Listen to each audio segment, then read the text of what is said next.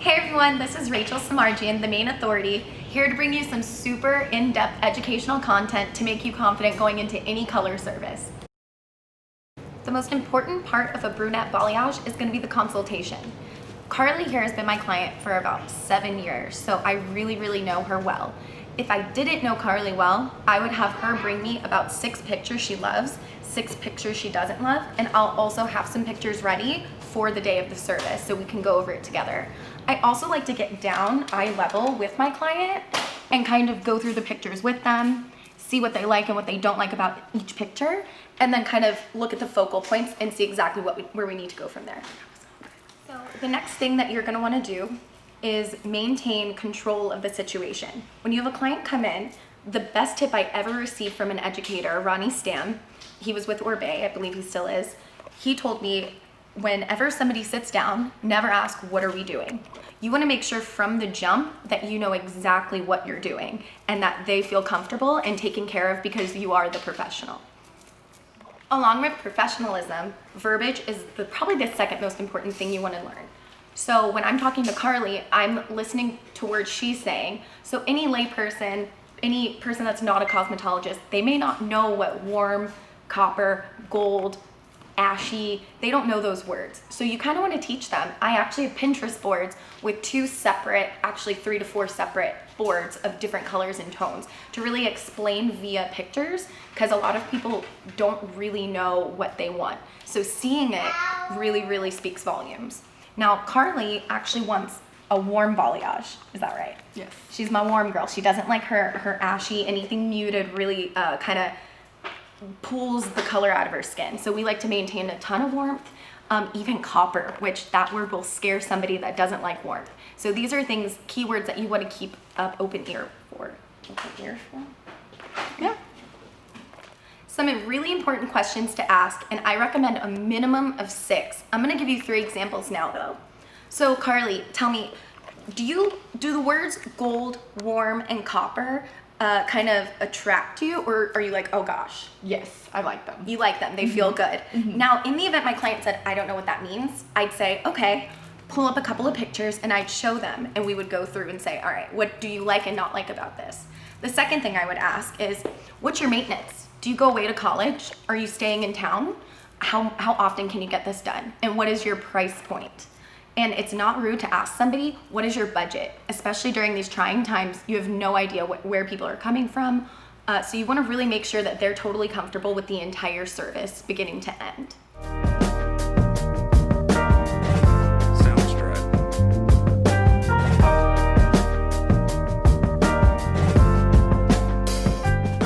So after your consultation, you're typically going to know what you're going to need for the rest of the color service, excluding your toner. So what we have set up here, we have our foils already laid out, and I like to keep them nice and long. I'll typically keep them in a folder to keep them nice and pressed and not crinkly. You want all of your clips, your rat tail comb. Also, you want an additional one. If it falls, for time purposes, you can pick another one right out of your drawer and continue on. Timing's very important with balayage. So then you're gonna have your lightener and a bunch of different developers out for options.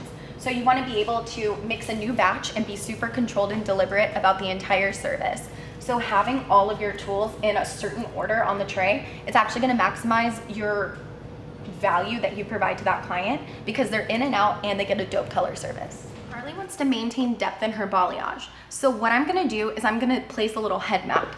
And this can be in your head or literally you can map it out. So what I know is what is left is actually more important than what is lightened. So what is left out is what's going to really maintain that depth and give me the color that I want.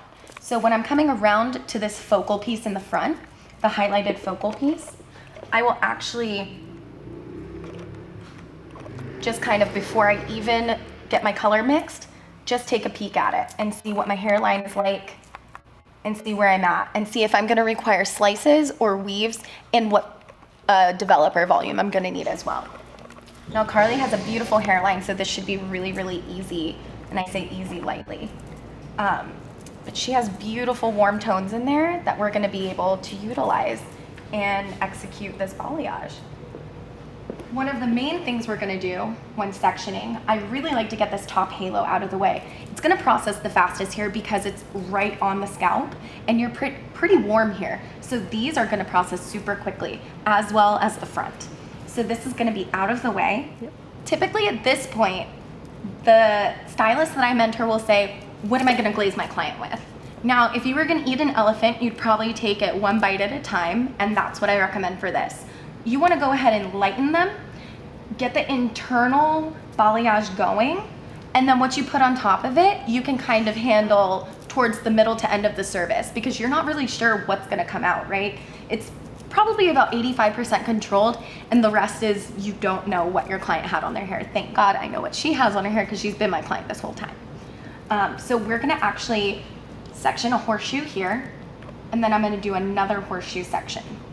So now you can see this is all the hair that's gonna flow in front and really give her that pop of color. If somebody's looking for a big change, it's absolutely necessary that these two winged areas are lightened.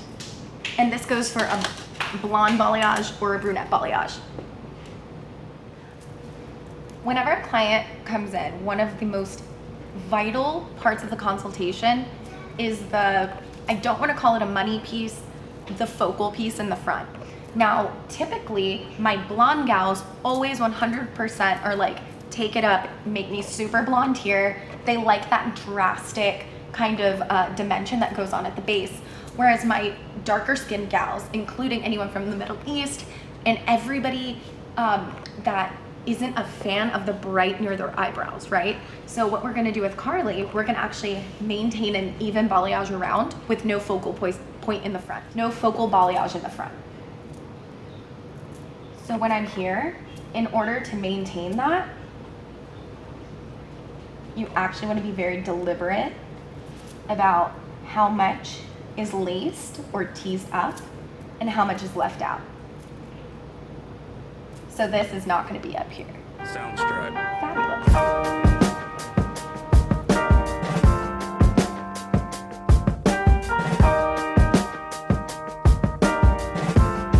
Soundstripe. So another technique you really need to get used to is keeping this comb in your hand the entire service.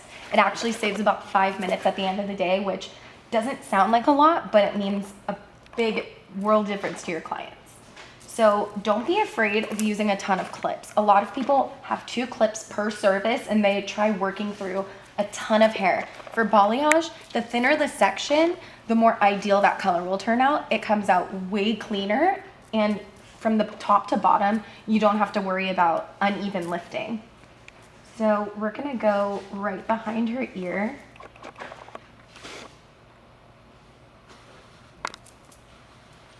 Now, something a lot of people don't know is with teasing, it's not about how fast or how much you're doing with the right hand with the comb in it. It's actually about the tension in the left hand and how tight you're squeezing it. So the tighter my thumb squeezes here, the tighter that tease is gonna be, and you won't need to use a paddle or anything to hold it. And I actually like to go in between to keep that dimension as opposed to slicing. See how that's a really nice tight tease there? It's because of my tension here, not because of this. That's where it gets the awful term ratting.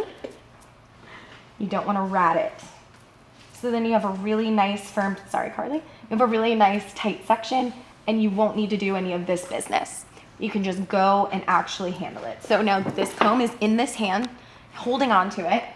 You're gonna dip into product. Do not be afraid of product. You must use an adequate amount of product. Your client's paying for a really nice luxury color service, so you wanna be able to use luxury items and not skimp, because your color will not turn out. So I like to cup my hand underneath and really use my brush against the palm of my hand, and I push into the foil. This allows it to go straight through the hair and keep it from getting too warm. Regardless of if I'm lifting them warm or not, I like to at least use some of their underlying pigments so we don't have any gray hair or silver hair. When folding, I'm very deliberate about this. A lot of times you'll see you will not have an even lift on that balayage. You have to ensure that this is all lifting the same. So I pull this here straight and I make sure there's nothing on the edges. Notice this is still in my hand. Pull this straight. Make sure they're kissing and package up the bottom. And then I'll kind of go underneath to make sure it's nice and sealed. Then you move on to your next section.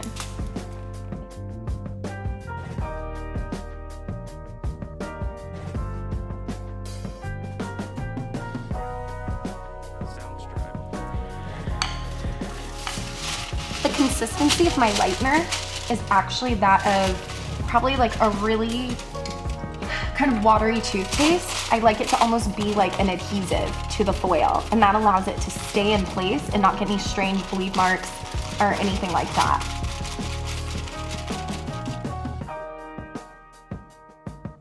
Sounds dry.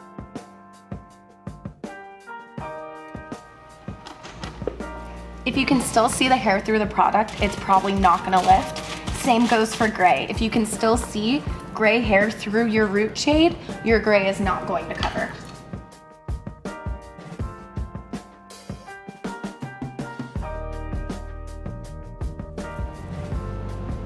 Sounds dry.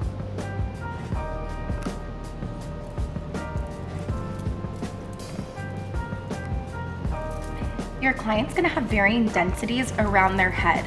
So knowing that maybe this side and that side aren't going to be the same, you have to really, really notice that on the hairline. Making sure that it's gonna be even on both sides. So if somebody has less hair on one side, maybe highlighting the other a bit less too. So you don't have a huge bright area and then a super dark area.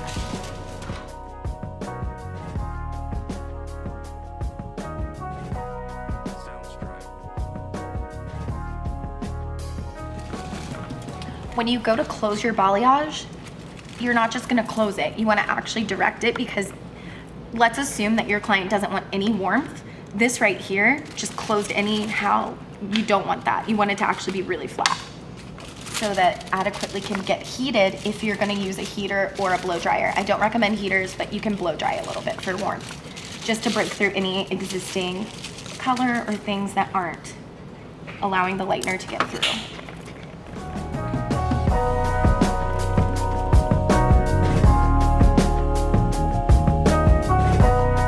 Sounds dry.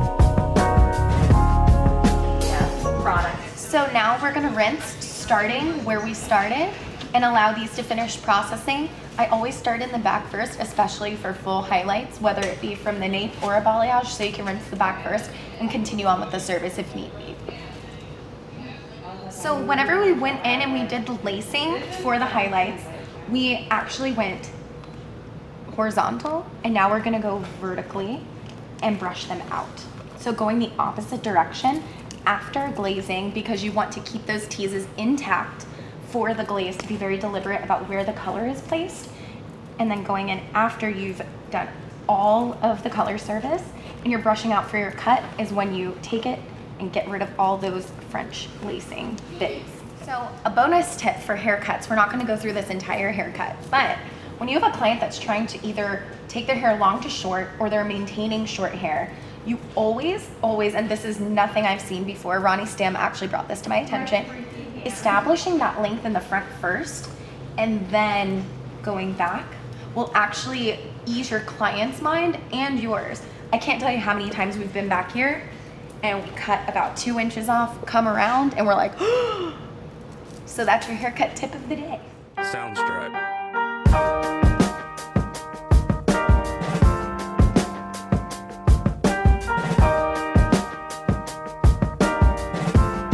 Sounds dry.